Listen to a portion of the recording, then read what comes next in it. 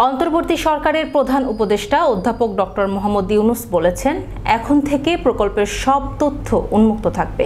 শুধু পিডি জানবে তা নয়, সবাই জানবে।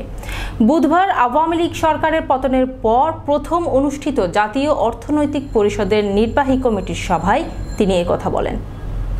এদিন প্রথমবারের মতো তেজগাঁওয়ের প্রধান উপদেষ্টার কার্যালয়ে এ সভা অনুষ্ঠিত হয়। সভায় অধ্যাপক ডক্টর মোহাম্মদ ইউনূস বলেন, রাজনৈতিক উদ্দেশ্যে নেওয়া প্রকল্পে চিন্তা দরকার। মেগা প্রকল্পও বাদ দিতে হবে। নিরপেক্ষ ও স্বাধীনভাবে কাজ করতে হবে। প্রকল্প প্রণয়ন ও বাস্তবায়ন নিয়ে কাজ করতে হবে। এখন থেকে প্রকল্পের সব তথ্য ওপেন থাকবে। শুধু পিডি জানবে তা নয়, সবাই জানবে। তিনি বলেন, সামনের বড় প্রকল্প নয়, জনগুরুত্বপূর্ণ ছোট প্রকল্পও নেওয়া হবে।